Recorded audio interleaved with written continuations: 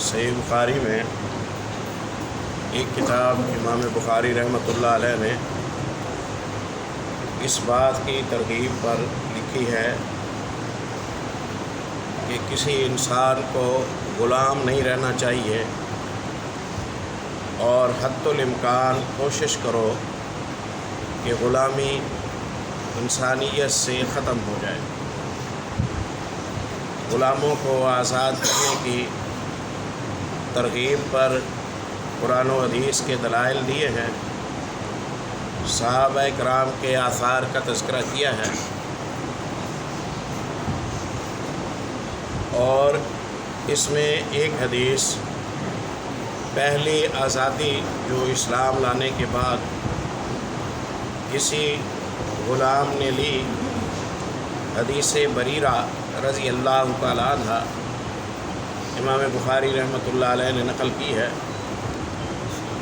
محدثین نے حدیث بریرہ سے سینکڑوں فوائد جمع کیے ہیں۔ امام ابن حجر رحمۃ اللہ علیہ نے حدیث بریرہ رضی اللہ تعالیٰ عنہ کے واقعے سے 400 کے قریب احکام نقل کرنے کا تذکرہ کیا ہے، اگرچہ انہوں نے فرمایا ہے کہ اتنی بڑی تعداد میں اس حدیث سے جو فوائد لیے گئے ہیں ان میں تکلف کیا گیا ہے، لیکن حدیث بریرہ سے 100 کے قریب احکام خود امام ابن حجر رحمۃ اللہ علیہ نے اخذ کی ہے۔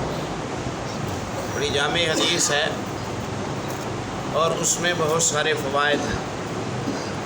میں اس حدیث کا ایک حصہ آپ کے سامنے رکھتا ہوں اور اس میں سے ایک دو فوائد آپ کے سامنے رکھتا ہوں۔ بریرہ غلام تھی، ان کے خاوند کا نام مغیث تھا، وہ بھی غلام تھے۔ بریرہ کی خواہش تھی کہ وہ قیمت بھر کر آزاد ہو جائیں۔ بریرہ نے اپنے مالکوں سے بات کی، پیسے طے ہوئے 9 اوقیہ چاندی، 1 اوقیہ 40 درہم کا ہوتا تھا، 9 اوقیہ چاندی 9 سالوں میں قسطوں میں بھرے گی۔ یہ بات طے ہو گئی۔ بریرہ رضی اللہ تعالیٰ عنہ کا معاہدہ اپنے مالکوں کے ساتھ لکھا گیا۔ پہلا سال 1 اوقیہ بھر دیا، دوسرا سال، تیسرا سال، چوتھا سال، 9 سال بعد آزاد ہوں۔ بریرہ کو جلدی تھی۔ بریرہ ام المومنین عائشہ رضی اللہ تعالیٰ عنہ کی خدمت میں حاضر ہوئی۔ جس گھر میں 2 مہینے چولہا نہیں جلتا تھا، اس گھر کی بات ہے۔ اس گھر میں آئیں اور عائشہ رضی اللہ تعالیٰ عنہ سے تعاون طلب کیا کہ میرے پیسے بھر کے مجھے جلد آزاد کرا دیں۔ عائشہ رضی اللہ تعالیٰ عنہ نے ایک شرط لگائی، شرط جائز تھی۔ خریدار کا ایک حق ہوتا ہے اور خرید کر مفت میں آزاد کرنے والے کا غلام کے ساتھ ایک رشتہ بن جاتا ہے۔ اس رشتے کو ولا کہتے ہیں، اس رشتے کو ولا کہتے ہیں۔ جو پیسے بھرے، ولا خرید چکا ہے، ولا اس کی ہے۔ اب بریرہ کہتی ہے کہ پھر بھی عائشہ رضی اللہ عنہ نے کہا کہ اپنے مالکوں سے کنفرم کر لو کہ بھائی پھر وہ ولا پر قبضہ نہ کریں، پیسے میں بھر دیتی ہوں، میں آزاد کر دیتی ہوں، پیسے نقد دے دیتی ہوں، ولا ہمارے لیے ہوگی۔ اگر وہ یہ منظور کرے تو میں پیسے دے دیتی ہوں۔ بریرہ رضی اللہ عنہ مالکوں کے پاس گئی، ان سے جا کے بات کی، وہی ہوا جس کا ڈر تھا۔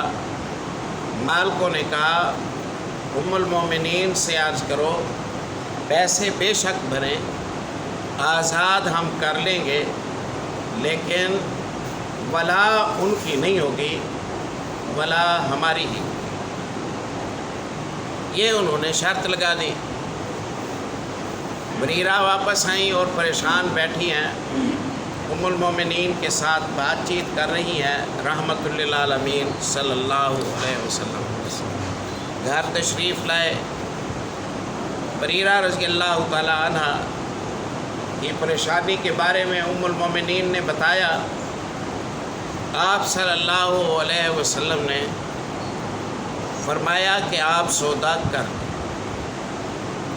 بریرہ تمہارے مالک جو بھی کہتے ہیں کہتے رہیں، تم پیسے دے کر آزاد تو ہو جانا، ولا ان کے لیے ہے یا ان کے لیے نہیں ہے، یہ فیصلہ ان کا نہیں، یہ فیصلہ ان کا نہیں ہے۔ پھر آپ صلی اللہ علیہ وسلم منبر پر تشریف لائے، لوگوں کو بلوایا، سارا مدینہ جمع ہو گیا، اللہ کی حمد و ثنا کی۔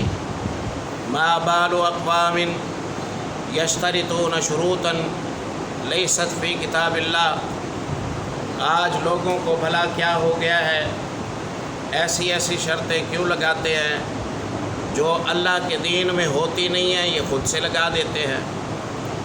کل شرط لیس فی کتاب اللہ فہو باطل ولو کان مئۃ شرط، ہر ایسا ایگریمنٹ جو اللہ کی کتاب کے خلاف ہو، اللہ کے دین کے مطابق نہ ہو، وہ باطل ہے، اگرچہ ایسے 100 عہد ہو چکے ہوں، 100 ایسے ایگریمنٹ ہو چکے ہوں، 100 ایسی شرطیں لگائی گئی۔ آپ نے اعلان کیا، نامینیٹ نہیں کیا، مقصد کسی کو گندہ کرنا تو نہیں ہوتا، مقصد تو پیغام پہنچانا ہوتا ہے۔ بریرہ کے مالکوں نے بھی سن لیا، اصلاح بھی ہو گئی، بریرہ بھی آزاد ہو گئی، اور بریرہ اب مولات بنی ام المومنین عائشہ رضی اللہ عنہ کی۔ یہ ایک نقطہ ہے جس پر میں توجہ دلانا چاہتا ہوں کہ مدعی فریق کچھ کہے اور محمد الرسول اللہ صلی اللہ علیہ وسلم کچھ اور کہیں۔ یہاں دیکھیے، حالانکہ عدالت کا ضابطہ جو دین اسلام نے ہمیں سکھایا ہے امت کے لیے، وہ یہ ہے کہ آپ فریق ثانی کی بات سنیں، یہی ہے، چاہے آپ کو فریق اول کی بات جتنی اچھی بھی کیوں نہ لگ رہی ہو، فریق ثانی کی سن لیں، یہ اس کا حق ہے، یہ اس کا حق ہے کہ وہ اپنا موقف بیان کرے، قاعدہ یہ ہے۔ لیکن منصب نبوت کو اللہ پاک نے اس سے اونچا کر دیا، منصب نبوت کو اللہ پاک نے اس سے اونچا کر دیا۔ آپ صلی اللہ علیہ وسلم نے دوسرے کا بیان لیا ہی نہیں، بیان تو آ گیا تھا، شرط تو آ گئی تھی، اگر اس کی شرط نہیں ہے تو پھر تو کوئی ڈاؤٹ نہیں ہے، اگر اس کی شرط ہے تو وہ ایسی شرط نہیں لگا سکتا جو اللہ پاک کے حکم کے مطابق نہیں ہے۔ یہ آقا ہیں، یہ مالک ہیں، ان کے گھر میں کم از کم 2 غلام کام کر رہے ہیں، یہ مدینے کے سیٹھ ہیں۔ سیٹھوں نے بات کی، محمد الرسول اللہ صلی اللہ علیہ وسلم کے غلام نے شکایت لگائی، آپ نے یک طرفہ فیصلہ فرمایا، سیٹھ چوں چرا نہیں کر رہے، آپ کا منصب پتہ چلتا ہے۔ اب دوسری بات یہ تھی، مسئلہ یہ پیدا ہو گیا، بیوی آزاد اور خاوند غلام، بیوی آزاد اور خاوند غلام۔ اب اگر یہ اسی خاوند کے پاس رہتی ہے تو اس کو آزادی کا کیا فائدہ؟ خاوند تو ان کی قید میں ہے، ان کے کاموں میں ہے، ان کی خدمت میں ہے، اس کا گھر تو پھر بھی ناقص ہے، نہ آ سکتی ہے، نہ جا سکتی ہے، نہ خرید فروخت کوئی شے نہیں، کہ اس کا آقا تو اب بھی غلامی میں ہے۔ اس لیے پیارے نبی صلی اللہ علیہ وسلم نے فیصلہ یہ فرمایا کہ غلام بیوی ہو اور شوہر آزاد ہو، غلام خامد ہو اور بیوی آزاد ہو، تو بیوی کو اختیار وہ چاہے تو اس نکاح کو باقی رکھے، وہ چاہے تو یہ نکاح ختم کر دے۔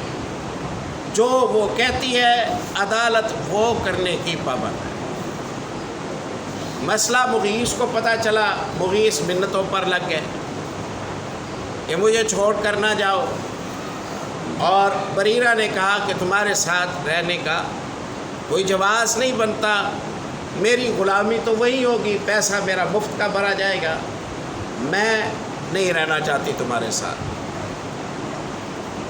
مغیث پیچھے پیچھے، بریرہ آگے آگے، بات پھیل گئی مدینے کی گلیوں میں۔ غالباً ابن عباس کہتے ہیں ہم نے مغیث کو بریرہ کے پیچھے مارے مارے پھرتے دیکھا، لوگوں نے منت کی، لوگوں نے سفارش کی، لیکن بات نہ بنی۔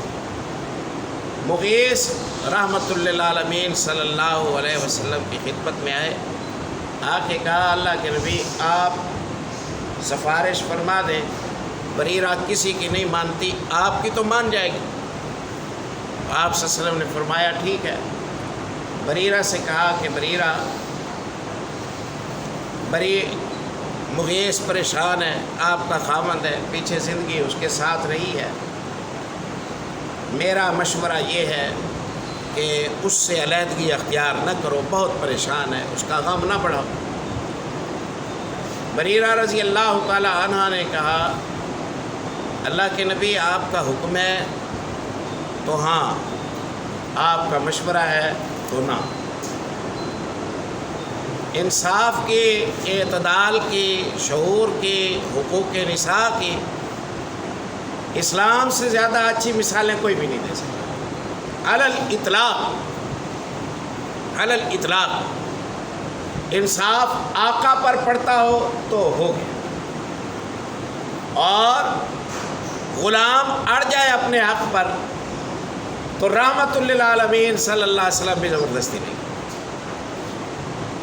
کہا نہیں ہے میرا مشورہ، زبردستی نہیں۔ کہا آپ کا مشورہ ہے؟ کہا ہاں۔ کہا میں مغیث سے علیحدہ ہوتی ہوں۔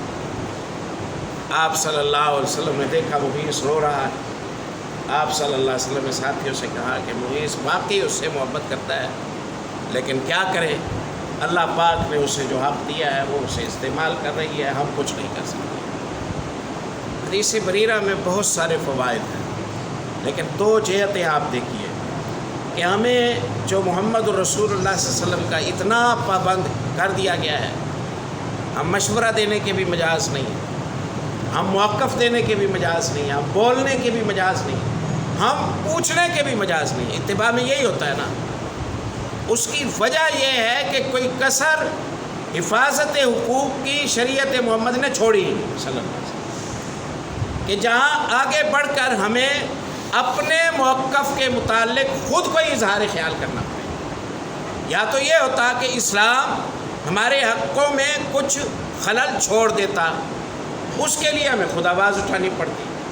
اب ہماری زبانیں بند، ہماری آنکھیں بند، ہمارے قدم وہیں رک جاتے ہیں، ہمیں مشورے کی اجازت نہیں ہے، ہمیں اپنا موقف تک پیش کرنے کی اجازت نہیں ہے جب حکم رسول اللہ صلی اللہ علیہ وسلم کا ہے۔ اس کی وجہ یہ ہے کہ جو آپ دیکھ بھال رہے ہیں اس سے بہتر دیکھنے بھالنے والے نے دیکھ بھال کے آپ کو شریعت مرتب کر دی۔ یہ تو ہو نہیں سکتا کہ آپ آپشن اس سے بہتر لائیں۔ جب آپ اس سے بہتر لا نہیں رہے تو بہتر کو چھوڑا کیوں جائے؟ اس لیے ایک ہی حل ہے، آنکھیں بند کرو اور محمد رسول اللہ صلی اللہ علیہ وسلم۔ سبحان اللہ۔